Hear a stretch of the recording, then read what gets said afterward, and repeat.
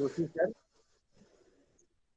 पूरा HRDC परिवार, Gujarat university HRDC परिवार, आज के हमारे वक्ता विद्वान दीनानाथ शर्मा जी और हम सब सहभागी पार्टिसिपेंट, आप सबका ये ऑनलाइन रिफ्रेशर कोर्स के व्याख्यान में आप सभी का स्वागत करते हैं। आज हमारे बीच हमारे साथ है दीनानाथ शर्मा जी है, वो गुजरात यूनिवर्सिटी के प्राकृतिक विभाग में मैट्रिक का अध्यापन कार्य करते हैं। बहुत लंबे अरसे का उनका अनुभव है, 28 वर्ष का अध्यापन कार्य का उनका अनुभव है। से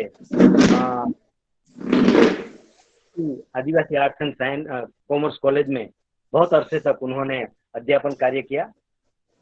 बाद में वो गुजरात यूनिवर्सिटी के भाषा साहित्य भवन में प्राकृत के प्रोफेसर के पद पर अपना कार्य कर रहे हैं। यानी 3 दशकों का उनका अध्यापन कार्य का, संशोधन कार्य का अनुभव है। उनके 24 शोध लेख प्रकाशित हुए हैं और 4 किताबें भी उनकी प्रकाशित हुई है। उनका एक परिचय ये भी है कि वो 30 वर्षों से यानी 3 दशकों से दिल्ली और वाराणसी में अपना अध्यापन कार्य करते हैं। में वो वहाँ पे एक्सपर्ट की हैसियत से वहाँ पे पढ़ाने जाते हैं। ये उनकी बहुत बड़ी उपलब्धि है। लंदन और नेदरलैंड्स में उन्होंने शैक्षणिक यात्रा की है। अभी भाषा साहित्य भवन के प्राकृत विभाग में प्राकृत का अध्यापन कार्य कर रहे हैं। वो पढ़ाते हैं प्राकृत, लेकिन संस्कृत में भी अपना योगदान है और संस्कृत का भी संस्कृत भी उनको हम विद्वान कह सकते हैं। वो आज हमारे साथ प्राकृत के संबंध के बारे में बात करने वाले हैं। भारत एक भाषाओं की दृष्टि से आश्चर्यकारक या अजैब राष्ट्र है। जब भारत स्वतंत्र हुआ तब भारत में 1600 से ज्यादा भाषाएं और बोलियां बोली जाती थी।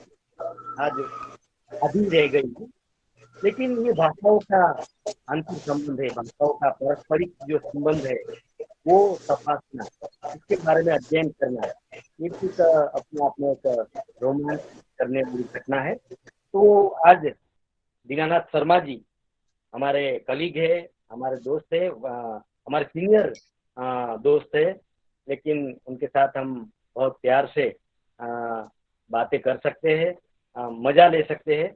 ऐसे विद्वान है, हमें भाषा भवन में उनकी विद्वत्ता का लाभ कई बार मिला है, हम अध्यापकों को भी। तो वो आज प्राकृत और हिंदी का संबंध के बारे में अपनी बात रखने वाले हैं। थोड़ी सूचनाएं हम ये व्याख्यान के पहले ही, ये लेक्चर के पहले ही आपको दे देते हैं। 1.5 घंटे के इस व्याख्यान में आखिरी 15 मिनट जो कि हम अगले हफ्ते में करते थे, वैसे ही आखिरी 15 मिनट हम प्रश्नोत्तरी रखेंगे। तो कोई भी पार्टिसिपेंट्स को एकेडमिक कोई भी प्रश्न हो ये व्याख्यान के संदर्भ में, तो वो चैट बॉक्स में रख सकते हैं। तो क्या है कि सब साथ में अनम्यूट होंगे तो आवाज़ की और जो प्रसारण की दिक्कतें होती है वो हम टाल सकते हैं, लेकिन शर्मा साहब से हम इंटरेक्शन कर सकते हैं। आप चैट बॉक्स में अपना प्रश्न रखें तो ठीक रहेगा। सर की अनुमति हो तो बीच में भी कोई प्रश्न हो तो कर सकते हैं, लेकिन वो हम व्याख्याता को उनकी अनुमति लेके ये प्रश्न करेंगे। व्याख्यान के दरमियान हम हमारा स्पीकर म्यूट रखेंगे। तो आज की ये आप सभी को शुभ सवार, गुड मॉर्निंग, सत श्री अकाल, जोहार आप सभी को। और आज की ये शैक्षणिक यात्रा, आनंद यात्रा हम शुरू कर रहे हैं। हम दीनानाथ शर्मा जी को सादर निमंत्रित करते हैं। Over to Dinanath Sharma ji. धन्यवाद आनंद भाई, बहुत बहुत। या कुंदेन्दु तुषारहार धवला, या शुभ्रवस्त्रावृता, या वीणावरदंड मंडितकरा, या श्वेत पद्मासना, या ब्रह्माच्युत शंकर प्रभृतिभिर् देवैः सदा वन्दिता, सा मां पातु सरस्वती भगवती निःशेष जाड्यापा। सर्वप्रथम मैं HRD गुजरात यूनिवर्सिटी में जो शाखा कार्यरत है उसके ऑर्गेनाइजर, उसके डायरेक्टर जोशी जी और उनके साथी, और खास करके यह कार्यक्रम जिनके द्वारा आयोजित किया जा रहा है ऐसे निमावत जी और राजेंद्र भाई, और संचालन जो आनंद भाई कर रहे हैं, इन सब के प्रति मैं अपना आभार व्यक्त करता हूं कि हमको इस विषय के साथ यहाँ बोलने का मौका दिया। यह विषय ऐसा है कि इसकी बहुत लंबी चर्चा काफी वर्षों से चली है, और अब जानते हैं कि ऐसे विषयों की चर्चा जितनी अधिक होती है उतना ही यह विषय गूढ़ भी होता जाता है। फिर भी चर्चा बनी रहती है और बहुत सारी चीजें स्पष्ट भी हो जाती हैं। तो हम प्राकृत भाषा का हिंदी से क्या संबंध है एक, और इन प्राकृत भाषाओं की शुरुआत कहाँ से हुई, इन सब विषयों की हम चर्चा करेंगे। आप जानते हैं भारत जो है, Bharat India is a linguistic area, यह एक भाषा शास्त्रीय क्षेत्र है। इतनी भाषाएं किसी एक देश में कहीं नहीं बोली जाती हैं, तो इसलिए यह भाषाओं का अध्ययन इस देश के लिए बहुत ही महत्वपूर्ण होता है। आप जानते हैं इसी कारण जॉर्ज ग्रियर्सन ने लिंग्विस्टिक सर्वे ऑफ इंडिया नाम की पुस्तक सभी भाषाओं के लक्षणों को नोटिस किया। तो आज हम उसी विषय पर चर्चा करेंगे। तो सबसे पहले हमारे देश में प्राकृत भाषा में साहित्य कब से प्राप्त होता है, इस पर चर्चा करेंगे। उस प्राकृत भाषा का उससे प्राप्त साहित्य से भी पहले अस्तित्व था या नहीं, इस पर भी चर्चा करेंगे। खास करके वैदिक काल में प्राकृत भाषा का अस्तित्व था कि नहीं, या प्राकृत भाषा का वैदिक भाषा से कोई संबंध था या नहीं, इस चर्चा से हम शुरुआत करेंगे। तो मित्रों, बड़ी ही अच्छी बात है कि आप लोग इस भाषा के कहा जाए ना कि रिफ्रेशर कोर्स में आप लोग जुड़े हैं और दूर दूर रहकर भी एकदम नजदीक हैं, इसलिए हमें बड़ी प्रसन्नता हो रही है इस विषय पर आप लोगों के साथ अपने विचार व्यक्त करने के लिए। तो सबसे पहले तो ये जान लें कि वैदिक भाषा में जो साहित्य हमें प्राप्त होता है वह सबसे पुराना साहित्य है ऋग्वेद, उसके बाद यजुर्वेद, फिर सामवेद, फिर अथर्ववेद। इन चारों ही वेदों का जो रचना काल है वह कई सदियों में विभाजित है, कई सदियों में फैला हुआ है। इसलिए वेद की भाषा कहने का ये मतलब आप मत समझिए कि किसी खास सेंचुरी में या किसी 100 साल में इसकी रचना हो गई थी, ऐसा नहीं है। पहले तो ये स्पष्ट जान लें। उसके बाद उस समय के वैदिक काल में जो समाज था भारत का, वह भी, उसमें भी तीन तरह की भाषा बोलने वाला समाज था। एक तो ऋषि मुनि थे जिनकी स्तुतियां वेद के रूप में, जिनकी रचनाएं वेद के रूप में हमारे सामने उपस्थित हैं। उसी समय एक शिक्षित वर्ग भी था जो संस्कृत बोलता था, या जो वह भाषा बोलता था जो कि ऑफिशियल लैंग्वेज थी, जिसको कहा जाए सरकारी व्यवहार की भाषा थी, विद्वानों के लेखन या शास्त्र चर्चा की भाषा थी, जिसको हम प्रशिष्ट संस्कृत कहते हैं। और उसी समय एक ऐसी भी भाषा थी जो जिसको वे लोग बोलते थे जो साधारण लोग थे, जो ज्यादा पढ़े लिखे नहीं थे, या शासन व्यवस्था के अनुसार जिनके लिए पढ़ना कहा जाए मतलब संभव नहीं होता था, तो वे भी एक भाषा बोलते थे। तो वे जिस भाषा को बोलते थे उसी को प्राकृत कहते हैं।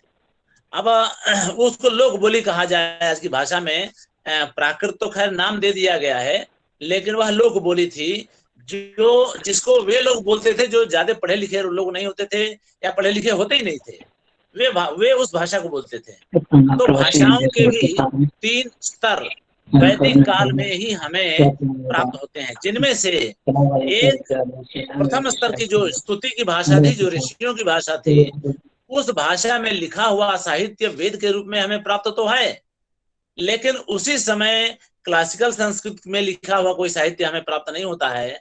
और प्राकृत में लिखा हुआ कोई साहित्य तो मिलता ही नहीं है, क्योंकि उस समय इस भाषा में साहित्य नहीं लिखा जाता था।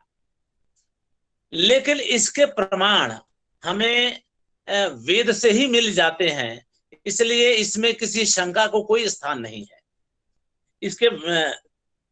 इसके इतने सारे प्रमाण हैं कि वैदिक भाषा में ही प्राकृत भाषा के बहुत सारे लक्षण आज भी दिखाई पड़ते हैं।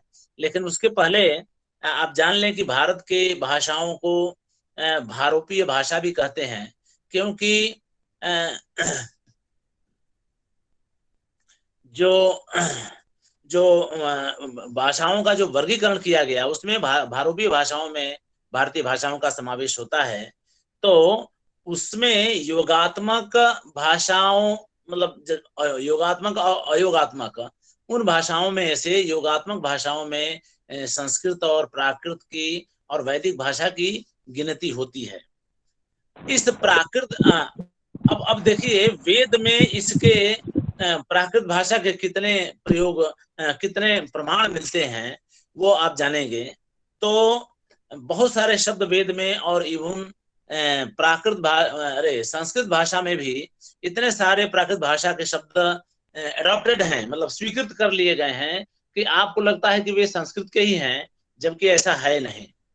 जैसे मैं कहूँ विकट शब्द है, विकट शब्द का प्रयोग किया जाता है, वह वेद में भी चलता है, प्रशिष्ट संस्कृत में भी चलता है, आज की हिंदी में भी और गुजराती में भी उसका हम प्रयोग करते हैं। लेकिन यह विकट शब्द उस समय प्राकृत भाषा का शब्द था। मैं आपको बता दूं, विकट शब्द में कोई क्रिया स्पष्ट रूप से प्राकृत संस्कृत से निष्पन्न नहीं है। वो क्री धातु से बना हुआ शब्द है, कृत शब्द से, कृत से कट बना है। कट ऐसी कोई धातु नहीं है। आप जानते हैं हमारे देश में, इवन विदेश में भी अंग्रेजी जैसी भाषाओं की भी काफी डेरिवेशन किया जाता है, व्युत्पत्ति की जाती है। व्युत्पत्ति के आधार पर उन शब्दों का हम सही अर्थ लगा पाते हैं, सही अर्थ कर पाते हैं। तो हमारे देश में व्युत्पत्ति शास्त्र का विकास हुआ, उसको वेद का एक अंग, वेद पुरुष का एक अंग माना गया, जिसको हम निरुक्त शास्त्र कहते हैं। अब उस निरुक्त शास्त्र में यह दावा किया गया कि सभी शब्द क्रियाओं से व्युत्पन्न है, उसको एटिमोलॉजी कहा जाता है, क्रियाओं से व्युत्पन्न है। तो ये विकट शब्द है, निकट शब्द है, इनमें जो कट शब्द आता है वह किसी क्रिया से, संस्कृत में ऐसी कोई क्रिया नहीं है जिससे कट शब्द बनता हो, वह कृत शब्द से बना हुआ है, जो कि प्राकृत का है। कृत में जो रिकार है, री जो है मूर्धन्य है, इसके कारण तो जो है ट में बदल जाता है और कट बन जाता है, और यही कट प्राकृत भाषा में कड के रूप में प्रयुक्त होता है। तो कहना यह है कि ऐसे ऐसे शब्द वेद में भी प्रयुक्त होते थे और प्राकृत भाषा में भी होते थे। इसलिए इस तरह के शब्द जो है, इन शब्दों का असर, ये सारे शब्द वैदिक भाषा में स्वीकृत थे उस समय भी, जो कि प्राकृत के असर के कारण बने हुए थे, प्राकृत के नियम से बने हुए थे। और भी बहुत सारे शब्द हैं, जैसे मान लीजिए कि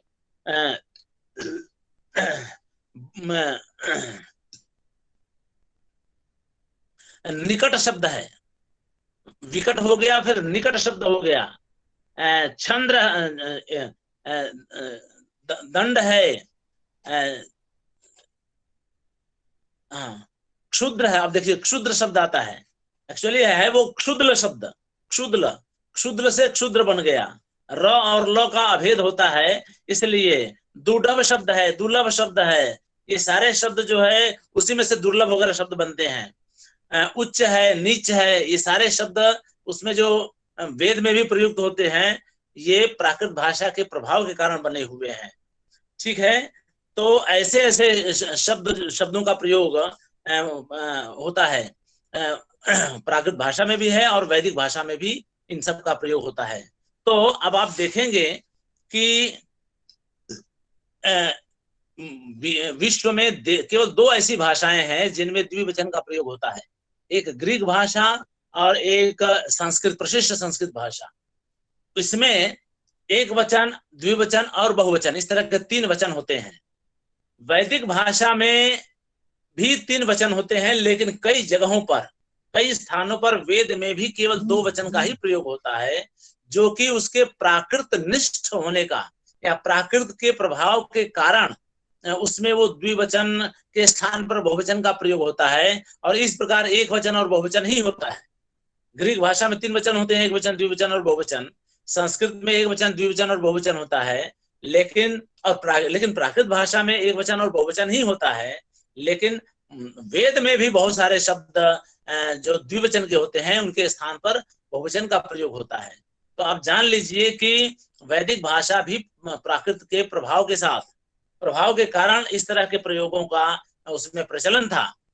द्वा सुपर्णा सयुजा सखाया, वो सूत्र, ये मंत्र आप लोगों को मालूम ही होगा। तो इसमें द्वौ की जगह पे द्विवचन होना चाहिए तो द्वा यानी बहुवचन कर दिया, सुपर्णव होना चाहिए तो सुपर्णा कर दिया। तो इस तरह से ये भाषा में इस तरह का प्रयोग था उस समय भी, जो प्राकृत के प्रभाव के कारण था। अब हम आगे बढ़ते हैं। लोक बोली का उस समय भी एक, लोक बोली भी एक समस्या थी, भाषा भी एक समस्या थी। लोगों को किस भाषा में बात करनी है यह एक बार सोचना पड़ता था। रामायण में एक जगह उल्लेख आता है, जब हनुमान जी लंका गए सीता का पता लगाने के लिए, तो बहुत ढूंढे, किसी तरह से अशोक वाटिका में सीता जी मिली। पेड़ पर बैठे हुए थे, अब नीचे उतरकर उनसे बात करनी थी, राम का संदेश उनको देना था और राम के लिए उनसे संदेश लेना था। तो नीचे उतरते इसके पहले वो असमंजस में पड़ गए। वो ये सोचने लगे कि हम सीता से किस भाषा में बात करें। सोचे, बोले कि मैं तो विशाल काय हूं, एक तो बंदर हूं और ऊपर से विशाल काय हूं, बहुत विशाल शरीर है मेरा, तो मैं सीता से लौकिक भाषा में, लौकिक संस्कृत में बात करूंगा। क्योंकि अगर संस्कृत में बात करूंगा, जो ब्राह्मणों की संस्कृत है, उसमें मैं बात करूंगा तो सीता मुझे देख करके डर जाएगी, मुझे रावण समझ लेगी और रावण समझ करके मुझसे डर जाएगी। इसी बात को वाल्मीकि ने कहा है, अहम अति तनुश्चैव वानरस्य विशेषतः वाचम चोदा हरिष्यामि मानुषीम यह संस्कृताम यदि वाचम प्रदास्यामि द्विजातिरिव संस्कृताम रावणम मन्यमाना माम सीता भीता भविष्यति। अब सोचिए कि हनुमान जैसे व्यक्ति को यह समस्या सामने आ रही थी कि सीता से वो किस भाषा में बात कर रहे हैं, और तब वो निर्णय लेते हैं कि मैं मनुष्यों की संस्कृत में बात करूंगा, ब्राह्मणों की संस्कृत में बात नहीं करूंगा। नहीं तो रावण ब्राह्मण है, विद्वान है, वो संस्कृत ही बोलता है, तो और मैं विशाल काय हूं, तो मुझे वो रावण समझ जाएगी सीता, और रावण समझ करके वो डर जाएगी। इसलिए मैं मानुषी संस्कृत बोलूंगा, मानुषी वाचन चोदा हरिष्यामि मानुषी भी है संस्कृता, ये कहा है। तो कहना यह है कि यह इस बात का भी प्रमाण है कि उस समय लोक बोलियां, मानवीय संस्कृत बोली जाती थी। मानवीय, जब मानुषी संस्कृत कहते हैं वह प्राकृत का ही वाचक है, क्योंकि ब्राह्मणों की संस्कृत तो संस्कृत थी, प्रशिष्ट संस्कृत थी, ये सभी जानते हैं, और रावण वही संस्कृत बोलता था। इसलिए रावण से भिन्नता दिखाने के लिए उन्होंने प्राकृत बोलने का निर्णय किया और उन्होंने पूरा संवाद प्राकृत में किया था। तो इस तरह से आप देखेंगे कि वहां अब दूसरी एक जगह बात आती है मित्रों, कालिदास ने कुमार संभव में कालिदास ने एक जगह वर्णन किया है, जब पार्वती ने शंकर को जीत लिया अपने तपस्या से, तब कालिदास लिखते हैं, द्विधा प्रयुक्तेन च वाङ्मयेन सरस्वती तम मिथुनम नुनाव संस्कार पूतेन वरम वरेण्यम वधूम च सुख ग्राह्य निबंधनेन। ये बात जो है कुमार संभव में कालिदास ने कहा है, यानी सरस्वती आती है नीचे और पार्वती और शंकर दोनों को अभिनंदन देती हैं, अभिवादन देते हैं विवाह करने पर। तो अभिवादन जब देती हैं तो देखिए वहीं पर वर के लिए संस्कार से युक्त, संस्कार से पवित्रित भाषा में उन्होंने बधाई दी शंकर को, और सरस्वती को उन्होंने बधाई दी सुखग्राह्य निबंधन से। अब ये सुखग्राह्य निबंधन क्या है? तो सुखग्राह्य निबंधन भाषा होती है प्राकृत भाषा, क्योंकि उसी में आप जानते हैं प्राकृत को स्त्री कहा गया है, और स्त्री जानते हैं स्वभाव से कोमल होती है, इसीलिए उसमें की गई रचना जो है स्वाभाविक सुंदर होती है और सुख पूर्वक ग्रहण करने योग्य होती है। इसीलिए कालिदास ने उसके लिए, उस प्राकृत के लिए सुखग्राह्य निबंधन कहा है। राजशेखर ने इस बात को कहा है कि जो अंतर पुरुष और स्त्री में होता है वही अंतर संस्कृत और प्राकृत में होता है। तो इसीलिए कालिदास ने भी उसी बात का प्रयोग किया है कि सरस्वती ने उस जोड़े को, पार्वती और शंकर के जोड़े को दो भाषाओं में रचित बधाई दी, रचित वाक्यों से बधाई दी। एक वर को, जो श्रेष्ठ वर थे, शंकर थे, उनको उन्होंने संस्कार से पवित्रित भाषा के द्वारा, और वधू को सुखग्राह्य रचना के द्वारा उन्होंने वो बधाई दी। तो दो भाषाओं में दोनों को, जोड़ों को उन्होंने बधाई दी। इस बात की बात वहां कही जाती है। तो कहना यह है कि ये प्राकृत भाषा और संस्कृत भाषा, इन दोनों का प्रभुत्व शुरू से ही, प्रारंभिक काल से, वेद काल से ही रहा है। अब दूसरा प्रश्न होता है कि प्राकृत भाषा में साहित्य कब से मिलता है?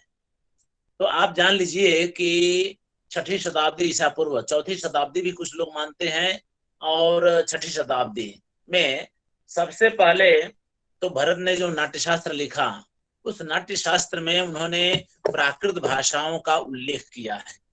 कहा है कि नाटक में स्त्री पात्र या दास दासी, नौकर या सैनिक है, पुलिस वाला है, इन लोगों के लिए उन्होंने अलग अलग प्राकृत भाषाओं के विधान किया है कि वे ऐसे चलो प्राकृत भाषा बोलें। जैसे स्त्री है तो शौरसेनी नाम की प्राकृत बोले। अब जानते हैं पूरे भारत में कहने के लिए तो प्राकृत भाषा एक नाम आता है प्राकृत का, लेकिन इन प्राकृतों के रूप अलग अलग थे। तो अलग अलग थे इसलिए इनके नामकरण भी अलग अलग थे। मध्य भारत में शूरसेन प्रदेश है, आप जानते हैं, मथुरा जिसकी राजधानी थी, यह एक पौराणिक नाम है जो इस समय तो नहीं है, लेकिन मथुरा अभी भी है।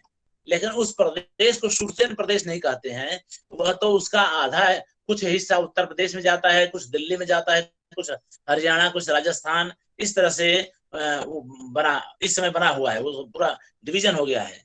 लेकिन प्राचीन काल में वह पूरा क्षेत्र जो मध्य भारत था वो जो है शूरसेन के नाम से जाना जाता था, और वह एक राज्य था जिसकी राजधानी मथुरा थी।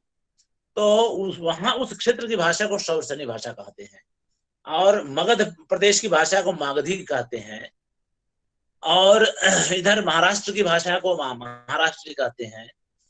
अशोक ने शिलालेख जो लिखवाए थे, उन शिलालेखों की भाषा शिलालेखीय प्राकृत है। वो अलग अलग क्षेत्रों में है तो अलग अलग भाषा है, उसमें भी वैरायटी बहुत है, विभिन्नता बहुत है, लेकिन उसको शिलालेखीय प्राकृत कहते हैं। तो भरत मुनि ने स्त्री पात्रों के लिए नाटकों में जो नाटक लिखे जाते थे संस्कृत के, उनमें स्त्री पात्रों के लिए या दासियों के लिए, दासों के लिए शौरसेनी प्राकृत बोलने का विधान किया है। राजकुमार है या व्यापारी है, उसके लिए अर्धमागधी भाषा, आप जानते हैं अर्धमागधी भी एक भाषा थी जो मगध प्रदेश में ही बोली, वो मागधी ही है, लेकिन उसमें एक अन्य भाषाओं का मिश्रण होने के कारण उसको अर्धमागधी कहा गया। तो अर्धमागधी भाषा में व्यापारी बोले, ऐसा विधान किया भरत मुनि ने। और जो जो राजकुमार है उसके लिए भी अर्धमागधी का विधान किया। तो इस तरह से ये बातें भरत मुनि ने कही हैं। लेकिन अब हमें अनुमान से ये कहना पड़ेगा कि भरत मुनि ने जो नाटकों के लिए नियम बनाए, उन नियमों में ऐसे ही कोई नियम नहीं बना देता है। सबसे पहले भरत मुनि के सामने बहुत सारे तरह के नाटक रहे होंगे, उन नाटकों का उन्होंने सर्वेक्षण किया होगा और उस पर से उनके लक्षण बनाए होंगे। ये बात आसानी से समझी जा सकती है। तो इसका यह इस बात का प्रमाण है कि भरत मुनि के सामने तरह तरह के नाटक, यानी 6ठी शताब्दी ईसा पूर्व से पहले लिखे गए तरह तरह के नाटक उपलब्ध थे, जिसको देख करके भरत मुनि ने ये सब सारे लक्षण बनाए थे। तो यह भी एक प्रमाण है प्राकृत भाषा के अस्तित्व का और प्राकृत भाषा में लिखे हुए साहित्य का। लेकिन दुर्भाग्य से भरत मुनि से पहले के लिखे हुए कोई भी नाटक हमें आज उपलब्ध नहीं है। जो साहित्य प्राकृत में लिखा हुआ है और हमें अब तक उपलब्ध है, उसकी शुरुआत होती है महावीर स्वामी से, जो जैन धर्म के 24वें तीर्थंकर थे, और महात्मा बुद्ध से, जो कि बौद्ध धर्म के प्रवर्तक थे इस सदी में, इस युग को कहा जाए। तो इन दोनों लोगों ने जब इन्हें ज्ञान हुआ, दिव्य ज्ञान हुआ, जब ये केवल ज्ञान को प्राप्त किए, तो लोक के कल्याण के लिए उन्होंने उपदेश देने का निर्णय किया और कहा कि हम अपनी बात को जन जन तक पहुंचाएंगे। उन्होंने संस्कृत भाषा का चुनाव नहीं किया इसके लिए। उन्होंने कहा कि हम ऐसी भाषा बोलेंगे जिससे सभी लोग समझ सके। यहाँ तक कि उन शास्त्रों में तो ये कहा गया है कि पशु पक्षी भी समझ सके उस भाषा को। ऐसी भाषा को उन्होंने पसंद किया। तो उस भाषा में उन्होंने लिखा, अब अपने उपदेश दिए। अब जान लीजिए कि उस समय इन भाषाओं में इनके उपदेशों को सीधे सीधे इनके शिष्य लिखते नहीं थे, केवल सुनते थे। श्रुत परंपरा चलती थी। आचार्य या तीर्थंकर भगवान उपदेश देते थे, उनके शिष्यगण उनको सुनते थे और सुनकर ही उनको याद रह जाता था, कंठस्थ हो जाता था। तो इस तरह से उनके सुने हुए सारे उपदेश संग्रहित मन में पहले किए गए और बाद में उसको कई सौ साल बाद, मान लीजिए लगभग 1000 साल बाद, उनको लिखा गया। वही लिखा हुआ साहित्य उस समय का हमें आज भी प्राप्त होता है, जिसको हम आगम कहते हैं। और महात्मा बुद्ध के प्रवचनों को त्रिपिटक कहा जाता है। त्रिपिटक यानी 3 पिटक यानी पिटारी कहा जाता है, जिसमें पिटारी में बॉक्स होता है, लकड़ी का जो बॉक्स होता है उसको पिटारी कहते हैं। तो उसमें वो त्रिपिटक यानी 3 तरह के ग्रंथ बनाए गए, जो कि आज की तारीख में उसको हम पाली भाषा कहते हैं। आपकी जानकारी के लिए, महात्मा बुद्ध ने पाली भाषा में उपदेश नहीं दिया था। वो तो मगध के थे, जो आज का बिहार है, उस मगध प्रदेश की भाषा में उन्होंने उपदेश दिया था, जो कि मागधी कहलाती थी। तो मागधी भाषा में उन्होंने उपदेश दिया था, तो मागधी में उपदेश दिए थे। लेकिन 16वीं 17वीं शताब्दी में उसको पर्याय यानी महात्मा बुद्ध के वचन का पर्याय करके पर्याय कुछ लोग कहे, और उसी पर्याय से पाली भाषा बनी होगी। इस तरह से पाली भाषा ऐसा नाम दे दिया गया। इसके पाली भाषा नाम क्यों पड़ा, इस पर भी बहुत लंबी चर्चा है, उस पर जाने की जरूरत नहीं है। लेकिन यह मूल रूप से आप जान लीजिए कि मागधी भाषा है, जिसमें महात्मा बुद्ध ने उपदेश दिया था। और महावीर स्वामी ने भी मागधी भाषा में ही उपदेश दिया था।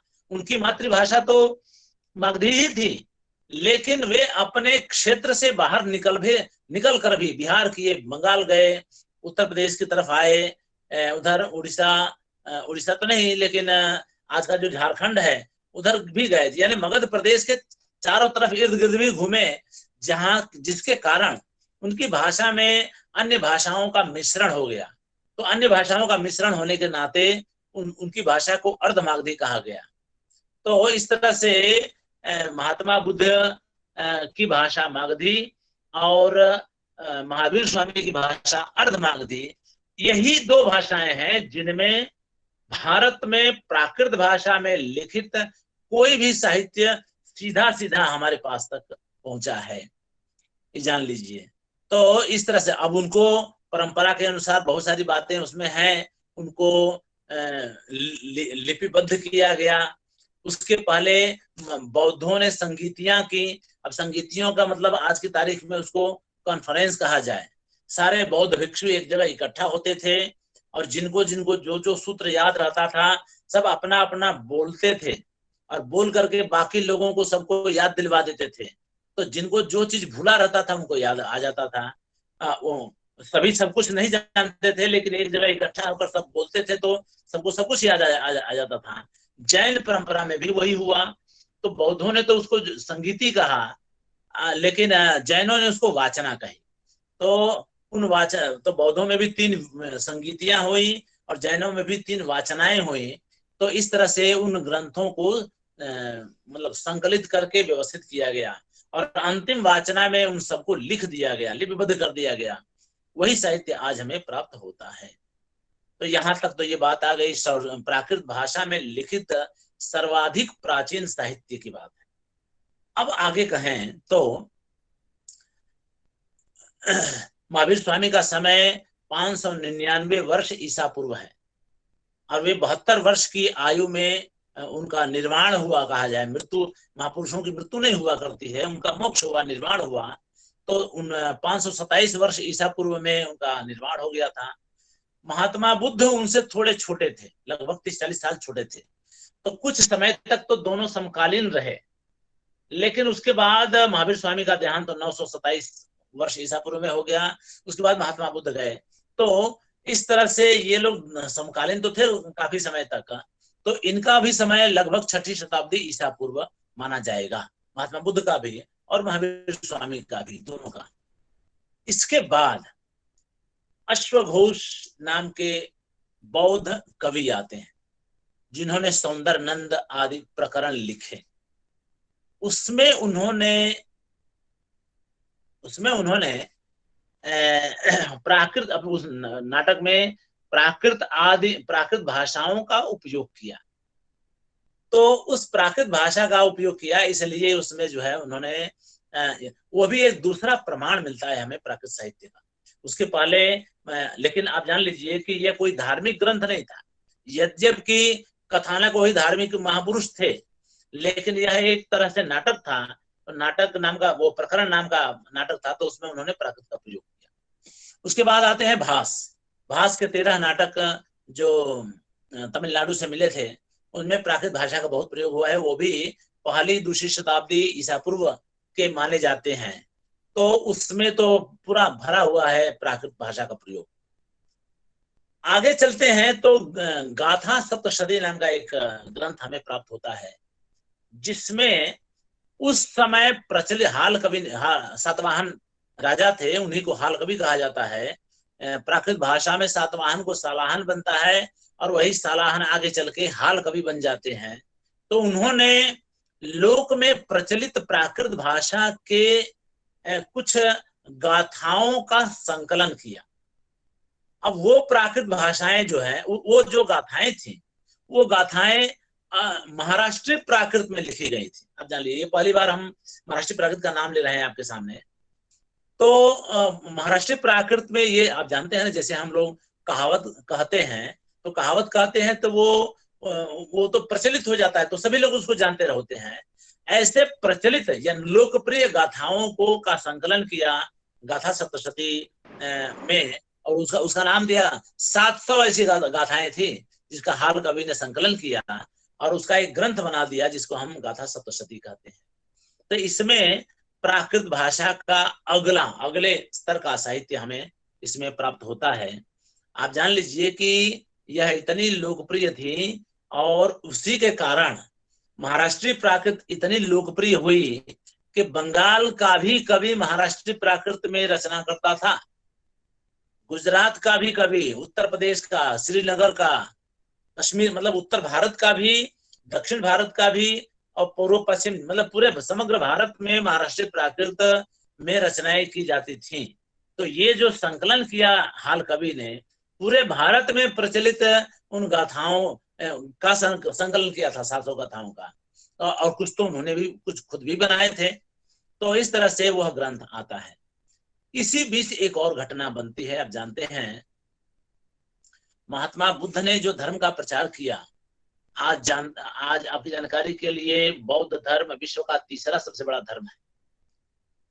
इसका कारण यह था कि कलिंग युद्ध के बाद अशोक का जो मन परिवर्तन हुआ, उसके कारण उन्होंने अपना धर्म बदल लिया और बौद्ध धर्म स्वीकार कर लिया। तो बौद्ध धर्म स्वीकार कर लिया तो अपने शासन व्यवस्था में बौद्ध धर्म के अनुसार बहुत सारे परिवर्तन किए। तो उन परिवर्तनों को तो आज की भाषा में कहें तो एक परिपत्र करना पड़ता है सबको बताने के लिए कि भाई हमने ये चेंज किए हैं, ये परिवर्तन किए हैं शासन व्यवस्था में। तो उन्होंने वो करने के लिए पत्थरों पर उन परिवर्तनों को, उस शासन को या शासनादेश को उन्होंने खुदवा दिया पत्थरों पर, जिसको हम शिलालेख कहते हैं। ये शिलालेख अफगानिस्तान के शहबाजगढ़ी और मानसेरा में उनके शिलालेख मिले हैं। वहां से लेकर के इधर मैसूर तक, दक्षिण भारत तक, और उधर पूरब से लेकर के गिरनार तक, गुजरात तक, इस पूरे भारत में उनके शिलालेख फैले हुए हैं। इनमें भी थोड़े बहुत परिवर्तन के साथ ये सारी जो अभिलेख थे वो संस्कृत में नहीं लिखे गए। ठीक है, संस्कृत में वो उनका नहीं बनाया, वो प्राकृत भाषा में बनाया गया था ताकि साधारण लोग उसको पढ़ सकें। इस बात का भी प्रमाणित करता है ये शिलालेख कि उस समय भारत में लेखन की परंपरा थी। तो लेखन की परंपरा थी, ये इस बात का प्रमाण है। तो लोग पढ़ लेते थे। तो ये आप जानते हैं ना, अशोक का समय 4वीं शताब्दी ईसा पूर्व है, 325 ईसा पूर्व है। तो उस समय ये भी एक वैरायटी है प्राकृत भाषा की, जिसको हम शिलालेखीय प्राकृत कहते हैं। आप जानते हैं संस्कृत और प्राकृत में क्या अंतर है? तो अंतर यही है कि इसमें बहुत सारी विभक्तियां नहीं होती हैं प्राकृत भाषा में। संस्कृत भाषा में 7 विभक्तियां हैं और 6 कारक हैं। ठीक है, ये प्राकृत भाषाओं में थोड़ी सरलता थी, लोग आसानी से बोल सकें, और चूंकि ये साधारण लोग बोलते थे इसलिए बहुत सावधान, भाषा के प्रति बहुत सावधान नहीं थे, इसीलिए इन भाषाओं में बहुत सारी वैरायटी आती थी। तो वैरायटी होती थी, इसकी वजह से ये भाषा ऐसे देखा जाए तो सरल भी थी। तो सरल थी। संस्कृत में 7 विभक्ति है, 6 कारक हैं, लेकिन प्राकृत भाषा में 4थी विभक्ति तो ऐसे ही खत्म हो गई, तो 6 ही विभक्ति हो गई 7 विभक्ति की जगह पे। बहुत सारे वर्णों का प्रयोग साधारण लोग नहीं कर पाते थे। भिन्न भिन्न वर्ग के 2 व्यंजनों का प्रयोग वे लोग उस समय नहीं करते थे। संस्कृत में तो ऐसा है, संस्कृत में तो आप कहेंगे इंद्र या अम्ल आप कहेंगे, वक्र कहेंगे, सौंदर्य कहेंगे, ये सब सारी चीजें ऐसे संयुक्त व्यंजनों का प्रयोग आप करेंगे जिसमें वर्ण जो है भिन्न भिन्न वर्ग के हैं। यानी कोई चवर्ग का है, चवर्ग का व्यंजन तवर्ग के साथ या तवर्ग का पवर्ग के साथ, जैसे उत्पल है तो तवर्ग और पवर्ग एक साथ आ गए, तो और तो ऐसे प्रयोग प्राकृत भाषा में नहीं होते थे। ये डिफरेंस है। मुख सुख यानी मुख में उच्चारण की जिस तरह से सुविधा बने उस तरह के शब्दों का प्रयोग प्राकृत भाषा में होता था, इसीलिए वह भाषा परिवर्तनशील रही हमेशा। आप जितनी वैरायटी प्राकृत भाषाओं में आपको देखने को मिलती है, उसका कारण यही है कि क्षेत्र के अनुसार प्राकृतों में बहुत सारे भेद आए, बहुत सारी वैरायटी आई। लोग अपनी सुविधा के अनुसार शब्दों को बना लिए। अब संस्कृत के बारे में अगर बात करें तो संस्कृत में भी थोड़ा बहुत क्षेत्रीय प्रभाव तो रहा। पाणिनि ने एक जगह लिखा है प्राचाम ढक, यानी पूर्व के लोग जो है ढक प्रत्यय का प्रयोग करते हैं। ढक का मतलब होता है आयन, यानी पंडित है तो पंडितायन या पंडिताइन, ऐसा जो शब्द आज की भोजपुरी वगैरह में प्रयुक्त किए जाते हैं, वह ढक प्रत्यय के प्रभाव के कारण था, जिसको नोटिस किया था पाणिनि ने, आप जानते हैं पाणिनि का पैतृक स्थान था इस समय का पंजाब, अरे पाकिस्तान, पेशावर के पास में तक्षशिला नाम की जगह, तक्षशिला जानते हैं आप लोग, तो उस क्षेत्र के थे, वहां सलातुर नाम का गांव था, वहां के वो थे। लेकिन उन्होंने पूरे भारत में बोली जाने वाली संस्कृत की भी वैरायटी को नोटिस किया था। प्राकृत भाषाओं में तो वैरायटी थी ही थी, मगध में अलग भाषा, मगधी भाषा थी, महाराष्ट्र में अलग थी, उत्तर भारत में अलग भाषा थी, और दक्षिण में तो दक्षिणी भाषाएं थी, जो तमिल भाषा थी, तमिल में से बहुत सारी भाषाएं निकली, और तमिल, तेलुगु, मलयालम वगैरह जो भी है, ठीक है, कन्नड़ वगैरह। लेकिन जो आर्य भाषाएं थी, वो आर्य भाषाओं में भी भारत में, दक्षिण भारत में थोड़ा अंतर था। महाराष्ट्री भाषा ये दक्षिण की भाषा कही जाती है, दक्षिणार्थी कही जाती है। तो कहना यह है कि इन भाषाओं में मुख की आसानी को, उच्चारण की आसानी को ध्यान में रख करके इन भाषाओं में बहुत सारे परिवर्तन हुए, और क्षेत्रीय भेद के कारण उनमें भेद आए। कहना यह है कि ये सब जो हम बात आपको बता रहे हैं, ये आगे चलकर इस बात को समझने में आसानी रहेगी, ये जान लेने से कि हमारे देश में इतनी सारी भाषाएं आई क्यों। यही कारण था, इतने सारी वैरायटी की वजह, कारण यही था कि इतनी सारी वैरायटी वाली प्राकृत भाषाएं थी। अब जान लीजिए, धीरे धीरे धीरे धीरे जब ये भाषाएं विकसित होती गई, तो अपभ्रंश का काल आया। अपभ्रंश का काल आया, तो अपभ्रंश काल में भी प्रत्यय तो मूल शब्द के साथ जुड़े रहे। अब जान लीजिए कि वैदिक भाषा में मूल शब्द और प्रत्यय दोनों जुड़े रहते थे। जैसे मैं कहूंगा कि रामः या रामेण रामैहि गच्छति, रामः गच्छति, तो उसमें ती प्रत्यय जो है वो तो प्रत्यय है, और गच्छ धातु है उसके साथ जुड़ा हुआ है, दोनों का आपस में जुड़ाव है, यानी इसको योगात्मक भाषा इसीलिए कहते हैं। प्राकृत भाषाओं में भी शब्द और प्रत्यय दोनों का जुड़ाव रहा, दोनों एक दूसरे के साथ जुड़ी रही। जैसे मान लीजिए वहां गच्छति बनता था, तो प्राकृत भाषा में गच्छई बनता था, गच्छई बनता था। इसका कारण यह था कि जो आया वह वही मैंने बताया ना आपको कि उच्चारण की सुविधा या मुख के उच्चारण की सुविधा या मुख की सुविधा के लिए मध्यवर्ती व्यंजनों का लोप होने लगा। तो लोप होने के कारण ये महाराष्ट्रीय प्राकृत में ही ये लोप की परंपरा शुरू हो गई थी। वैसे आपकी जानकारी के लिए संस्कृत में भी बहुत सारे वर्णों का लोप हो जाता है, इवन वेद में भी बहुत सारे वर्णों का लोप हुआ देखा जाता है, स्वर भक्ति देखी जाती है, बहुत सारी चीजें हम आगे बताएंगे आपको। तो ये सब चीजें देखी जाती है। लेकिन प्राकृत भाषा की खासियत ये थी कि लोगों को ज्यादा कष्ट के साथ उच्चारण न करना पड़े, इसके लिए उन्होंने बहुत सारे शब्दों में से मध्यवर्ती असंयुक्त व्यंजनों का लोप करना शुरू कर दिया। अर्थ वही का वही, लेकिन मध्यवर्ती व्यंजनों का, जैसे मान लीजिए मैं कहूं गगन, अब गगन शब्द तो संस्कृत का हुआ, लेकिन प्राकृत भाषा में ग न जो बीच वाला ग है उसका लोप हो जाएगा, तो ग और न, और यह श्रुति करने पर ग न हो जाता है, और न के स्थान पर न कर देते थे। तो ऐसे वर्ण है कौन कौन से, क ग च ज त द प य व, इतने सारे वर्ण ऐसे होते हैं जो शब्द के बीच में अगर आए हों और असंयुक्त हों, यानी किसी अन्य व्यंजन के साथ जुड़े हुए ना हो, तो इनका लोप हो जाता था।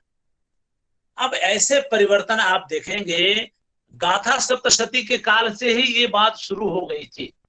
अर्धमागधी भाषा में भी वो चीज देखी जाती है, मागधी भाषा में कम दिखाई पड़ता है। अब जान लीजिए मागधी भाषा में वो चीजें कम दिखाई पड़ी, लेकिन शुरुआत वहीं से हो गई थी। तो इस तरह से प्राकृत भाषाओं का जो विकास चलता गया, उसके बाद तो आपको हम क्या कहें, पैशाची भाषा पश्चिमोत्तर भारत की एक भाषा थी जिसको हम प्राकृत भाषा कहते हैं, लोक भाषा कहते हैं, पैशाची प्राकृत। जैसे शौरसेनी का नाम हमने लिया, वैसे पैशाची भी एक पश्चिमोत्तर भारत की भाषा थी, जिसमें गुणाढ़ नाम के कवि ने बृहद कथा लिखी थी। उस बृहद कथा में पैशाची का वही एक प्रमाण भी था। पैशाची भाषा कहने को तो है, लेकिन पैशाची भाषा में लिखा हुआ साहित्य आज की तारीख में हमें कोई भी प्राप्त नहीं होता है। गुणाढ़ का लिखा हुआ बृहद कथा, वो जो कथा थी वह आज की तारीख में लुप्त है, वो प्राप्त नहीं होती है, लेकिन उसके उल्लेख हमारे साहित्य में बहुत जगह मिलते हैं। इसीलिए हम जानते हैं कि गुणाढ्य नाम के कवि कश्मीर में हुए हैं। उन्होंने बृहद कथा नाम की एक कथा लिखी थी जिसकी भाषा पैशाची थी। आप जानते हैं उस प्रदेश को पिशाच देश कहा जाता था उस समय। तो पैशाची भाषा में गुणाढ्य की वही बृहद कथा लिखी गई थी, और उसी के एक क्षेत्र में पैशाची और एक दूसरी भाषा बोली जाती थी।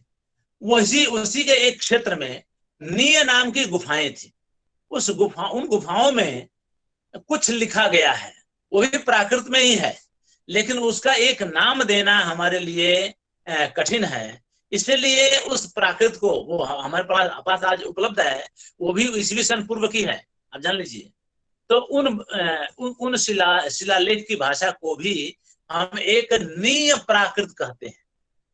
ठीक है, तो इस तरह की वो प्राकृत भाषा है। मैंने बताया ना कि हर क्षेत्र के अनुसार अलग अलग भाषाएं थी। तो शिलालेख की प्राकृत अलग हो गई, शूरसेन प्रदेश जो मध्य भारत था उसकी प्राकृत अलग हो गई, कश्मीर और कश्मीर से पश्चिम के तरफ के भाषाओं को हम पैशाची भाषा, और एक और भाषा उसमें एक क्षेत्र में बोली जाती थी, उसको हम चुलिका पैशाची कहते हैं। तो चुलिका पैशाची थी। महाराष्ट्र की तरफ महाराष्ट्रीय प्राकृत थी, तो महाराष्ट्रीय प्राकृत थी, मगध में मगधी प्राकृत थी। इस तरह से पूरे भारत में ये प्राकृत भाषाओं का विस्तार हुआ था। इनमें तरह तरह के साहित्य लिखे गए। तो बृहद कथा की बात थोड़ी कर ले आए। तो बृहद कथा वैसे तो लुप्त हो गई थी, लेकिन लुप्त होने से पहले इसके 4 वर्जन बनाए गए थे। तो 4 वर्जन में सबसे पहले बृहद कथा श्लोक संग्रह नाम का एक वर्जन मतलब उसकी आवृत्ति बनाई गई, जो एक नेपाली कवि थे, उन्होंने उसको बनाया था। तो आपको बृहद कथा नहीं मिली, आप नहीं पढ़ सकते हैं पैशाची भाषा में लिखा हुआ, लेकिन आप बृहद कथा श्लोक संग्रह पढ़ लीजिए, तो आप अपने आप को ये कह सकते हैं कि आपने बृहद कथा पढ़ ली है उनकी गुणाढ्य की। दूसरा ग्रंथ बना बृहद कथा श्लोक संग्रह। अरे बृहद कथा मंजरी, बृहद कथा श्लोक संग्रह तो हो गया, एक नेपाली कवि ने बनाया था। क्षेमेंद्र ने दूसरा ग्रंथ बनाया बृहद कथा मंजरी, वो उन्होंने दूसरी आवृत्ति बनाई बृहद कथा की, पैशाची वाली गुणाढ्य की बृहद कथा की। तीसरा ग्रंथ बनाया सोमदेव ने, कथा सरित सागर। और चौथा ग्रंथ एक जैन कवि ने बनाया जिनका नाम था वसुदेव हिंदी। ठीक है, संघदास गणी ने बनाया था उसको। तो संघदास गणी ने चौथा वर्जन। तो इस तरह से अब ये देखिए, इसमें से प्राकृत भाषा में एक उसकी आवृत्ति बना दी गई। जो बृहद कथा थी गुणाढ्य की, वो प्राकृत भाषा में लिखी गई थी, लेकिन वो पैशाची यानी पिशाच देश की प्राकृत में लिखी गई थी। उस प्राकृत भाषा को, पैशाची भाषा को कन्वर्ट कर दिया संघदास गणी ने महाराष्ट्रीय प्राकृत में, उसको नाम दिया वसुदेव हिंदी। तो वसुदेव हिंदी जो है बहुत प्रचलित ग्रंथ है। उसी समय पौंगचर्यम नाम का दूसरा ग्रंथ लिखा गया जो महाराष्ट्रीय प्राकृत में है। अब जान लीजिए कि अर्धमागधी भाषा में जैनों के आगम लिखे गए हैं, आज भी हमें प्राप्त होते हैं। शौरसेनी भाषा जो कि नाटकों के लिए थी, उसमें एक और घटना बनती है जैन परंपरा में ही। उस जैन परंपरा में क्या हुआ कि मगध प्रदेश में दुर्भिक्ष पड़ने के कारण भद्रबाहु स्वामी जैसे आचार्य दूसरे देश को, कर्नाटक को चले गए थे। बाद में दुर्भिक्ष समाप्त होने पर वहां आए तो उन्होंने देखा कि कुछ साधु जो वहां रह गए थे उन्होंने कपड़ा पहनना शुरू कर दिया। तो ये श्वेतांबर कहलाए, और ये खुद स्वयं ये लोग दिगंबर थे, तो कपड़ा स्वीकार नहीं किए थे, तो दिगंबर के दिगंबर ही रहे। अब उन्होंने आगमों को भी मानने से इनकार कर दिया, तो उन्होंने अपने आगम नए बनाए, षटखंडागम वगैरह, वह शौरसेनी भाषा में बनाए। तो शौरसेनी, अब आगम भी 2 तरह के बन गए शौरसेनी भाषा में। तो शौरसेनी भाषा में लिखा गया दिगंबर जैनों का आगम आज हमें उपलब्ध होता है। और उसी भाषा में उनके परंपरा के बहुत सारे आचार्य हुए जिन्होंने बहुत सारे ग्रंथ लिखे, जैसे कुंदकुंदाचार्य हुए। तो उन्होंने भी, यद्यपि वो कर्नाटक के थे, लेकिन उन्होंने भी शौरसेनी भाषा में ही अपने ग्रंथों की रचना की। तो शौरसेनी भाषा में इस तरह के साहित्य, अब आप देख लीजिए, शौरसेनी भाषा में दो तरह के साहित्य है। एक तो दिगंबर जैनों के आगम की भाषा है, आगम उसमें लिखे हुए हैं, और नाटकों में शौरसेनी भाषा लिखी गई है, नाटकों में शौरसेनी भाषा का उपयोग हुआ है।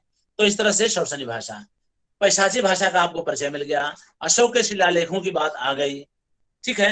तो इस तरह से आप देखेंगे कि इसकी एक परंपरा चल पड़ती है। अब इतना सारा कहने के बाद मुझे आपको ये बताना चाहिए कि इसका नाम प्राकृत क्यों पड़ा। ये भी सब तो हम प्राकृत ही तो कह रहे हैं, लेकिन नाम भले हमने अलग अलग दे दिया है, लेकिन एक साधारण सर्वसाधारण नाम उसको दिया गया प्राकृत का। तो प्राकृत उसका नाम क्यों पड़ा? तो उस समय में प्रकृति शब्द सामान्य जनता का वाचक था। आप जानते हैं 6 वो प्रकृतियां होती थी राजाओं के, तो उस समय तो राजतंत्र होता था। उस जमाने में सोचिए कि महावीर स्वामी जिस क्षेत्र के थे वह वैशाली क्षेत्र था, और वैशाली में गणराज्य था। मैं कह सकता हूं कि वह विश्व का प्रथम प्रजातांत्रिक प्रदेश था, प्रथम प्रजातांत्रिक क्षेत्र शासन था, गणराज्य उसको कहा जाता था। वहां पर चुनाव किया जाता था, चुनाव होता था, इसीलिए उसको कहा जाता है वैशाली गणराज्य। तो उस वैशाली गणराज्य में जो अर्धमागध, हाँ, तो वहां तो गणराज्य था, लेकिन बाकी के भाग में राजतंत्र था। तो राजतंत्र में प्रजा को एक प्रकृति माना जाता था, सेना भी प्रकृति मानी जाती थी, मंत्रिमंडल भी प्रकृति माना जाता था, ये था उसका। तो साधारण जनता को प्रकृति कहा जाता था, और साधारण जनता की भाषा को प्राकृत कहा जाता है, ठीक है। इसी बात को नमी साधु नाम के आचार्य ने, उन्होंने रुद्रट नाम के आचार्य हुए हैं, उन्होंने काव्यालंकार लिखा। उस काव्यालंकार पर टीका लिखी नमी साधु ने, उसमें प्राकृत की बड़ी चर्चा है। तो उस चर्चा में प्राकृत भाषा की परिभाषा उन्होंने दी है कि प्राकृत भाषा नाम क्यों पड़ा। तो कह रहे हैं कि प्राकृते सकल जगत जंतु नाम व्याकरणादि भी अनाहित संस्कार सहजो वचन व्यापार प्रकृति ही। यानी प्राकृत किसको कहे हैं? तो भाई सभी जगत के जंतुओं का, साधारण लोगों का, जो कि व्याकरण से संस्कृत नहीं है, जो व्याकरण निष्ठ नहीं है, वह भाषा जो कि सहज व्यापार है, सहज वचन व्यापार है। सहज मैंने अभी बताया ना मैंने आपको कि आसानी से जिसका आप उच्चारण कर सकें, प्राकृत में यही हुआ। साधारण लोगों ने बहुत व्याकरण में वो नहीं गए, उनको जैसे सूट किया वैसे उन्होंने प्रयोग करना शुरू किया। यही कारण था कि बहुत सारे वर्णों का लोप हो गया, बहुत सारी विभक्तियां चली गई। इसकी वजह से जो है प्राकृत भाषाएं अलग हो गई संस्कृत भाषाओं से, जो कि शुरू से ही थी। तो इस तरह से उन्होंने इस तरह से प्राकृत भाषा का प्रयोग किया। लेकिन इसमें एक समस्या और आती है, वो आप लोग भी जानते ही होंगे कि जो प्राकृत भाषा के आचार्य हुए हैं, उन आचार्यों ने जब प्राकृत भाषा का व्याकरण लिखना शुरू किया, तब उन्होंने कहा कि भाई हम व्याकरण तो इसका लिख रहे हैं, लेकिन बात कुछ ऐसी है कि प्रकृति जो है संस्कृत है। वररुचि नाम के आचार्य हुए 4वीं शताब्दी में, उन्होंने प्राकृत प्रकाश लिखा है, उसमें उन्होंने यही व्याख्या दी है। हेमचंद्राचार्य ने भी यही व्याख्या दी है, और भी अन्य आचार्य 30-35 प्राकृत भाषा के 30-35 व्याकरण हुए हैं, जान लीजिए 30-35 व्याकरण लिखे गए हैं। उन सब ने कमोबेश, ये नमी साधु अलग पड़ जाते हैं, जो इन्होंने, जबकि इन्होंने कोई प्राकृत भाषा का व्याकरण नहीं लिखा, इन्होंने तो रुद्रट के काव्यालंकार पर टीका लिखी थी, उस टीका में ये बात उन्होंने कही है। तो हेमचंद्राचार्य कहते हैं कि प्रकृति संस्कृतम तत्र भवम तथा आगतम व प्राकृतम, यानी मूल तो संस्कृत है, प्रकृति यानी मूल तो संस्कृत है, और उस भाषा से निकली हुई भाषा या उस भाषा में जन्मी हुई भाषा को प्राकृत कहा जाता है। अब ये कहकर के एक शंका या विवाद को उन्होंने जन्म दे दिया। सारे संस्कृत के जो पंडित हैं, संस्कृत के जो आचार्य हैं, विद्वान हैं, सब लोग कहते हैं कि भाई हेमचंद्राचार्य ने और वररुचि ने भी यही कहा था। तो वररुचि ने कहा है कि प्रकृति जो है संस्कृत है, और आप कह रहे हैं प्रकृति साधारण लोग हैं, किसको सही माना जाए? ये लोग प्राचीन आचार्य हैं, तो इन्होंने प्रकृति संस्कृत को माना है, तो फिर साधारण जनता को आप प्रकृति क्यों कहने जा रहे हैं? तो इस तरह से उन्होंने कहा कि भाई प्राकृत भाषाओं का जन्म तो संस्कृत से हुआ है, क्योंकि वही संस्कृत ही मूल प्रकृति है, और उस संस्कृत में से जन्मे हुई भाषा को प्राकृत कहा जाता है। ये बात उन्होंने कह दी।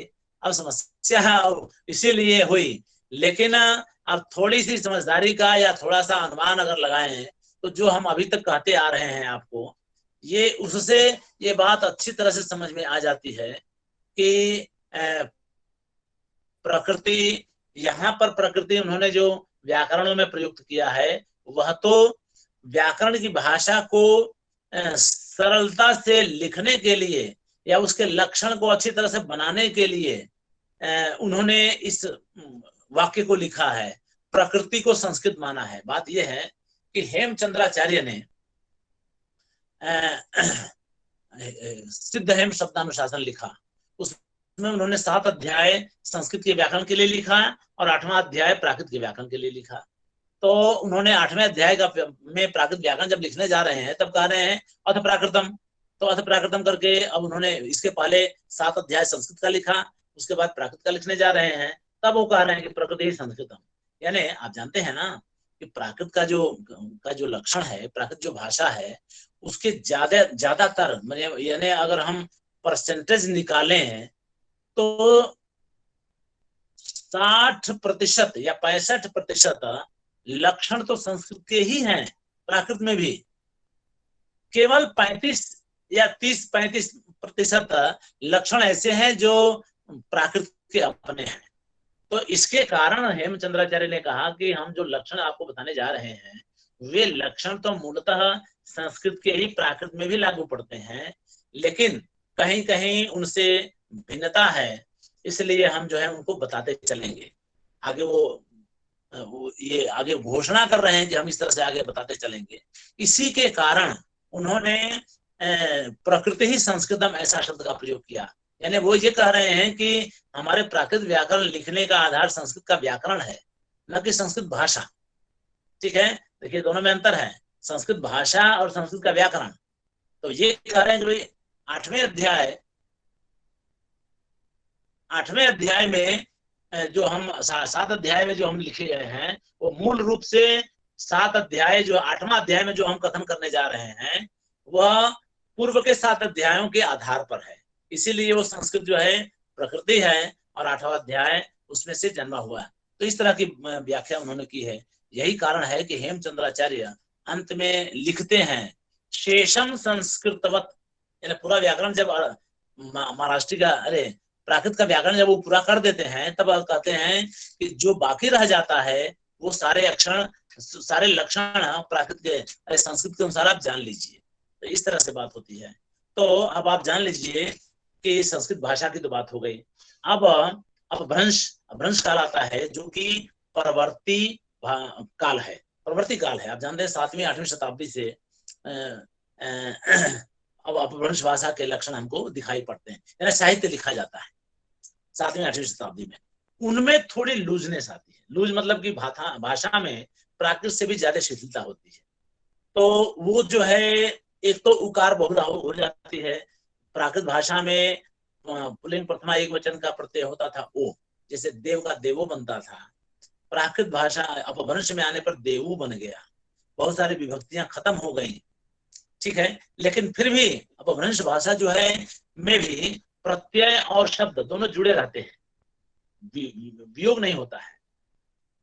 अपभ्रंश में बहुत सारे साहित्य लिखे गए हैं। आप जानते हैं नामवर सिंह जैसे विद्वान ने तो अपभ्रंश में ही, अपभ्रंश भाषा में ही अपनी पीएचडी पूरी की थी, वो शोध कार्य किया था उन्होंने। तो अपभ्रंश भाषा इस तरह से बहुत महत्वपूर्ण होती है। अपभ्रंश भाषा से ही आज की जो क्षेत्रीय भाषा है, जिसको हम गुजराती कहते हैं, मराठी कहते हैं, हिंदी, ब्रज भाषा, अवधी, ये सारी भाषाएं विकसित हुई हैं। ठीक है, तो ये अपभ्रंश भाषाएं भी, नाम तो हमने अपभ्रंश दे दिया, लेकिन इनके भी रूप अलग अलग थे। तो हालांकि ज्यादा अंतर नहीं था, थोड़ा ही अंतर था। लेकिन इनमें भी वैरायटी थी। तो अपभ्रंश भाषाओं के बाद एक समय ऐसा आता है जब पुरानी हिंदी, पुरानी, अब जब मैं हिंदी कहूं तो आप समझ लीजिए कि पुरानी ब्रज भाषा, पुरानी अवधी भाषा, ये पुरानी गुजराती, मराठी वगैरह सारी भाषाएं उसके बाद जन्म लेती हैं। अब ये जान लीजिए कि अपभ्रंश का काल और इन भाषाओं का काल कुछ सालों तक तो पैरेलल चलता रहता है।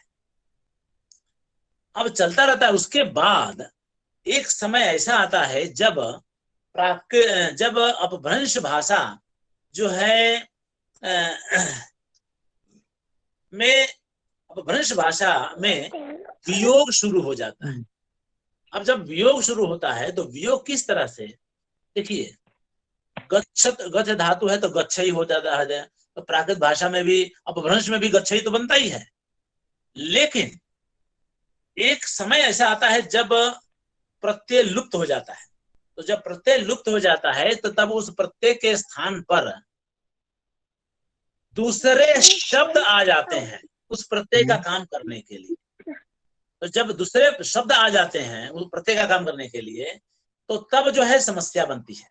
तब होता यह है कि जो मूल क्रिया है उस वो जो है वर्तमान कृदंत बन जाता है या कर्मणी भूत कृदंत बन जाता है। देखिए विकास अब यहीं पर, अब प्राकृत भाषाओं के बाद तो हमने आपको परिचय करवा दिया, अब हिंदी के साथ इसका क्या तालमेल अब आप देख लीजिए। तो ये प्रत्यय लुप्त हो गए, बहुत सारे इतने सारे लोप हुए हैं प्रत्यय के कि अब अपभ्रंश भाषा आप शुद्ध रूप से पढ़ेंगे तो आपको पता ही नहीं चलेगा कि वहां कभी कहना क्या चाहता है। तो उस प्रत्ययों का स्थान लेने के लिए दूसरी क्रियाएं चली आती हैं और वो क्रियाएं जो है कृदंत के रूप में आती हैं। अब देखिए कैसे, अच्छा जब वो आ जाती हैं तो मुख्य क्रिया या तो आस धातु बनती है या भू धातु बनती है। अब आस धातु भू धातु कैसे बनती है, अब देखिए मैं कहूं कि मैं विद्यालय जाता हूं, तो विद्यालय जाता हूं तो मैं हो गया अहम के लिए, ये भी मी शब्द से विकसित हुआ है। आप जान लीजिए मी का मे हुआ है। मी शब्द प्राकृत भाषा में अहम प्रथमा एक वचन में होता है, अहम के स्थान पे मी होता है, मे होता है, उसी में से ये विकसित हुआ है। आप जान लीजिए विद्यालय में कोई प्रत्यय लगा ही नहीं, प्रत्यय का लोप हो गया, जैसा कि अपभ्रंश भाषा में दिखाई पड़ता था। प्रत्ययों के लोप होने का लक्षण वैसे तो प्राकृत भाषा में था काफी, लेकिन अपभ्रंश भाषा में ज्यादा हुआ और उसके बाद वाली भाषाओं में तो और भी ज्यादा हुआ। तो विद्यालय में कोई प्रत्यय नहीं लगा। मैं ऐसे कहने को तो कहना चाहिए कि विद्यालय को जाता हूं, लेकिन को हमने नहीं जोड़ा, हम जो है उसका लोप कर दिए और विद्यालय जाता हूं कहते हैं। अब जाता हूं, देखिए क्रियापद आप जानते हैं ना, क्रियापद से ही भाषा का असली स्वरूप मालूम होता है। उसको आकृति कहा जाता है, भाषा विज्ञान में उसको आकृति कहा जाता है। ठीक है, तो उसी को आकृति मूलक वर्गीकरण जो वर्गीकरण करते हैं तब होता है। तो अब वो देखिए क्या होता है, क्रियापद आ गया। अब क्रियापद में जाता और हूं, तो मुख्य क्रिया तो जाना ही है ना, तो उस मुख्य क्रिया को उन्होंने कृदंत बना दिया, जंतो। या धातु है, जान लीजिए, या धातु यानी जाने अर्थ में, याता जानती, उस या धातु का कर्मणी वर्तमान कृदंत बनाया जंत। अब जंत से अगर प्राकृत में बनाएंगे तो जंतो बनेगा। आप जान लीजिए कि अपभ्रंश भाषा का एक लक्षण बना, उसमें स्वार्थक प्रत्यय बहुत लगे, तो कृदंत तो बना दिया जंत, तो जंत कृदंत बनाने के बाद उसमें स्वार्थक क प्रत्यय जोड़ दिया जंत क, और जंत क जोड़ने के बाद जंत और क का लोप हो गया जंत और ये दोनों फिर जुड़ गए जनता। आप जान लीजिए कि पुल्लिंग में आकारांत शब्दों का जो बाहुल्य देखा जाता है, घोड़ा है, गधा है, या मान लीजिए ऐसे बहुत सारे शब्दों का प्रयोग होता है जो आकारांत तो होते हैं लेकिन पुल्लिंग में होते हैं, जो कि प्राकृत भाषा में साधारणतः दिखाई नहीं पड़ता है। उसी तरह से प्राकृत भाषाओं में भी दिखाई नहीं पड़ता है, संस्कृत में भी नहीं होता है, एक आध शब्द हो जाते हैं और अलग बात है। तो यहाँ पर जंतों की जगह पे जनता, स्वार्थक को जुड़ जाने की वजह से वो जनता हो गया और बाद में वो अनुस्वार का लोप हो गया। ठीक है, अनुस्वार का लोप हो गया और जाता शब्द बना। अब जान लीजिए कि मूल क्रिया तो जाना ही है, लेकिन वह कृदंत बन करके जाता शब्द बन गया, और जाता शब्द तो हो गया। अब इसके बाद उसमें प्रत्यय क्या लगाएंगे? अभी मुख्य क्रिया तो लाना बाकी है, क्योंकि ये तो कृदंत है। आप जान लीजिए कृदंत कभी मुख्य क्रिया का काम नहीं करता है, वो पूर्णी क्रिया नहीं होता है, जाते हुए आते हुए जो हम बोलते हैं उस तरह से। तो जनता हो गया। अब जनता के बाद मुख्य क्रिया किसको लाए? तो भू धातु को ले आ दिए यहाँ पर, और कहा कि भाई भू धातु का प्रयोग होता है संस्कृत में तो भवति भवता भवंती बनता है। अब प्राकृत भाषा में हवई बनता है या होई बनता है। अब इस हवई को अपभ्रंश भाषा में हवई चलता रहा थोड़ा थोड़ा थोड़ा थोड़ा, यही भाषा आगे चलकर थोड़ी विकसित होती रही, तो हवई में से वह चला गया, हई शब्द बना, और ये हई शब्द जो है सिकुड़ते सिकुड़ते है शब्द बन गया। अब हूं के लिए मैं हो गया ना, तो मैं के साथ तो हूं आया, तो होमी शब्द आ गया। जान लीजिए भू धातु से उत्तम पुरुष एक वचन में मैं के साथ जब उत्तम पुरुष का एक वचन लगाएंगे तो होमी, और होमी से हाउ अपभ्रंश में ध्यान रखिएगा, हाउ बना, और हाउ से जो है हूं बन गया। मैं विद्यालय जाता हूं। अब आप कहेंगे, हिंदी भाषा में आप लोग विद्यार्थियों को समझाते होंगे कि हूं जो है प्रत्यय है वर्तमान काल का। जी नहीं, हूं जो है भू धातु का उत्तम पुरुष एक वचन का रूप है, वह एक मुख्य क्रिया है, भू धातु से बना हुआ है, वह कोई प्रत्यय नहीं है। ठीक है, और जो मुख्य क्रिया जिसको कि हम बताना चाहते हैं जाने का, क्योंकि मुख्य क्रिया तो गमन है ना, तो गमन को हमने कृदंत में ले दिया, और जो क्रिया कृदंत वाली होती है, वर्तमान कृदंत होती है, वह हमेशा गौण क्रिया होती है। तो अपभ्रंश काल के तुरंत ही बाद मुख्य क्रिया को गौण क्रिया बना करके, यानी कृदंत बना करके क्रि धातु या भू धातु या आस धातु को ले दिया गया मुख्य क्रिया के रूप में। तो जो मुख्य था वो गौण हो गया, और दूसरी क्रिया को ले दिया मुख्य क्रिया के रूप में, हूं शब्द लिया करके, या है शब्द, है वह जाता है, वह विद्यालय जाता है, तो वह के साथ तो हो गया, तो वह में तो कोई प्रत्यय लगा ही नहीं ना, तो वो है, वह शब्द है। लेकिन विद्यालय में भी कोई प्रत्यय नहीं लगा, द्वितीय विभक्ति लगनी चाहिए, वहां को होना चाहिए, लेकिन लोप कर दिया। जाता में अभी हमने आपको बताया या धातु से जंतो शब्द बना, जंतो से जनता बना, और जनता से जाता बन गया। और है शब्द जो है वही भू धातु का भवती संस्कृत, हवई प्राकृत, और हई अपभ्रंश और प्राकृत के बीच का विभाग, और वही हई जो है हो गया। आप पुरानी गुजराती वगैरह देखेंगे, हमको बता दीजिएगा थोड़ा कब पूरा करना है। तो जो है हई है, छई है, ये सारे शब्द जो है पुरानी गुजराती ब्रज आदि भाषाओं में दृष्टिगोचर होते हैं। ऐसा नहीं कि मैं आसमान से बोल रहा हूँ, ये सारे शब्द दिखाई पड़ते हैं पुराने हिंदी आदि भाषाओं में। ठीक है, तो यही हई जो है आगे चलकर खड़ी बोली में हो गया। तो ये आपको जानना चाहिए। उसी तरह से आप जान लीजिए कि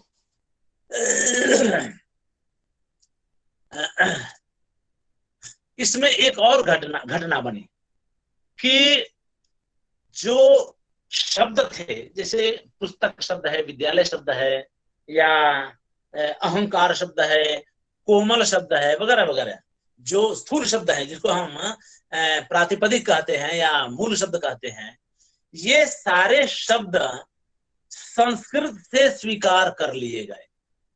अपभ्रंश में ऐसा नहीं था, प्राकृत में भी ऐसा नहीं था। जब आप प्राकृत लिखेंगे तो हर शब्द को आप जानते हैं ना, प्राकृत भाषा में और हिंदी में भी जिन शब्दों का प्रयोग किया जाता है वे तत्सम शब्द होते हैं, तद्भव होते हैं और देशीय होते हैं। तो तत्सम शब्द तो संस्कृत जैसे हैं, जो तत्सम हो गया। थोड़े बहुत परिवर्तन के साथ संस्कृत के ही शब्द अगर बदल गए तो वे तद्भव कहलाते हैं। और कुछ शब्द की व्याख्या नहीं कर सकते हैं, ऐसे प्रयोग होते हैं कुछ शब्दों का जिनकी हम कोई व्याख्या नहीं कर सकते हैं, तो उन शब्दों को हम देशीय कहते हैं, तो वे देशीय शब्द होते हैं। तो प्राकृत भाषा में तो तत्सम शब्द बहुत कम हैं। अब जान लीजिए सिद्धि है, बुद्धि है, कोमल है, कमल है, ऐसे शब्दों का प्रयोग प्राकृत भाषाओं में तत्सम शब्दों के रूप में होता है। लेकिन हिंदी वगैरह भाषाओं में अब ये काम किया किसने, मैं आपको बता दूं, ये पुराने कवियों ने किया। पुराने कवियों में जैसे मान लीजिए सूरदास हैं, तुलसीदास हैं, रसखान हैं, मलिक मोहम्मद जायसी हैं, इन लोगों ने अपनी रचनाओं में ज्यादातर तत्सम शब्दों का प्रयोग किया, जिसके कारण आज हम अपनी खड़ी बोली में प्राकृत भाषा में जो तद्भव शब्दों का प्रयोग होता था उसको हमने निकाल दिया और तत्सम शब्दों का सीधा सीधा संस्कृत से लेते गए वो सारे उन्हीं शब्दों से भर गए हमारी भाषा। ऐसा था नहीं। ये तो अगर उसी क्रम से अगर चला होता तो हम ऐसे शब्दों का प्रयोग नहीं करते। अब देख लीजिए कि मुझे लगता है कि अगर हम तत्सम शब्दों को देखें तो उनकी मात्रा कम से कम 40% होगी। इतने सारे हम तत्सम शब्दों का प्रयोग करते हैं, तब जाके हमारे वाक्य बनते हैं। तो आप खुद भी प्रयोग कर सकते हैं, आप जानते होंगे। लेकिन इसके बावजूद भी प्राकृत भाषाओं के तद्भव शब्दों का भी प्रयोग हिंदी आज भाषाओं में होता है। मैं थोड़ी गुजराती की भी चर्चा कर लूं। 6 शब्द होता है, 6। मैं जाए से, खाए से, हूँ, आऊ छू, जाऊ छू, खाऊ छू। ये छू शब्द भी छऊ, जैसे हूं था वैसे यहाँ छऊ। अब ये छऊ कैसे बना? इसका विकास आस धातु से हुआ है। आस धातु का मतलब होता है बैठना, जो स्थिति बताता है। भू धातु भी स्थिति बताता है, अस्तित्व बताता है। आस धातु भी अस्तित्व बताता है। अस धातु भी अस्तित्व का ही वाचक है। ठीक है। तो आस धातु का गमिष्यमासाम 6 सूत्र है हेमचंद्राचार्य का, जिसमें आस धातु का 6 आदेश होकर के अच्छाई शब्द बनता है। यानी बैठने अर्थ में अच्छाई शब्द का प्रयोग किया जाता है, बैठता है इस अर्थ में। यही अच्छाई शब्द अपभ्रंश भाषा में अच्छाई बना और धीमे से क्षय हो गया। और पुरानी गुजराती जो कि मरु गुर्जर है या और भी उसके पुरानी गुजरातियों में क्षयी शब्द हो गया। अच्छई था पहले, वैसे तो आस्ते था, संस्कृत में हुआ आस्ते। आस्ते वो आत्मनेपद का है, तो आस्ते हुआ। प्राकृत भाषा में आकर के अच्छई बन गया, वही अच्छई शब्द क्षयी बना और वही क्षयी शब्द जो है आगे चलकर गुण हो गया तो 6 बन गया। जान लीजिए, तो जो 6 शब्द है वो इस तरह से बिखरे। अब इसमें भी बात वही हूं, जाऊ छू। तो जाऊ छू में जो जा शब्द है या धातु है जाने अर्थ में, और इसमें कर्मणि भूत कृदंत का प्रत्यय लगा है। यहाँ पर वो है, वो नहीं है वर्तमान कृदंत नहीं। हिंदी में तो वर्तमान कृदंत है, यहाँ पर वर्तमान कृदंत नहीं है। यह यहाँ जो है कर्मणि भूत कृदंत का प्रयोग होता है। जाऊ छू, खाए छे, जाए छे, ये सारे शब्द जो है जाए, खाए, ये सब जो है कर्मणि भूत कृदंत के प्रयोग हैं और ये कृदंत बन गए। अब कृदंत बन गए तो मुख्य क्रिया के रूप में आस धातु से विकसित हुआ जो क्षय था वो 6 के रूप में आ गया। तो इस तरह से आप देखेंगे कि प्राकृत भाषाओं से हिंदी भाषा का क्या संबंध है। मैं संपूर्ण व्याख्या तो नहीं कर सकता हूँ, एक मर्यादा है। 15 मिनट जैसा कि हमको सूचना दी गई है, 15 मिनट हम छोड़ेंगे ताकि आप लोग प्रश्न कर सकें। तो लेकिन ये हम आपको ये दिखाना चाहते हैं कि एक क्रियाओं का प्रयोग और प्रत्यय के लोप का भी की जो प्रवृत्ति थी वो प्राकृत से चली आ रही थी, अपभ्रंश में सबसे ज्यादा हुआ और वही आगे चल करके हिंदी आदि भाषाओं में, इवन गुजराती में भी ये लुप्त हो गया। प्रत्यय लगे ही नहीं, थोड़े बहुत रह गए हैं, उन्हीं से हमारा काम चलता है। मैं तो छोड़ दीजिए। हाँ, हिंदी में मान लीजिए कि सीता घर जाती है, सीता घर में बैठकर रोती है, तो सीता घर में बैठकर है ना, तो घर में बैठ वो तो ठीक है, कृदंत हो गया। लेकिन सीता में कौन सा प्रत्यय आपने लगाया?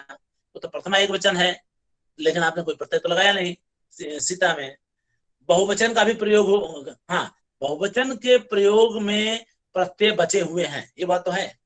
प्रथमा बहुवचन हो या द्वितीय बहुवचन हो या तृतीय, सारी विभक्तियों के जो बहुवचन हैं उनमें ये प्रत्यय सुरक्षित हैं। लेकिन एक वचन के लोप तो, एक वचन के प्रत्ययों का तो खूब लोप हुआ है।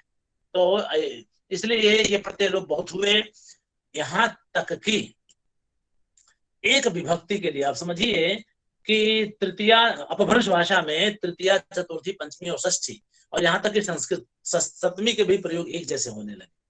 संस्कृत भाषा में तो था ही, प्राकृत में भी हुआ था, लेकिन प्राकृत से भी ज्यादा अपभ्रंश में हुआ और अपभ्रंश से भी ज्यादा आज की भाषाओं में होने लगा।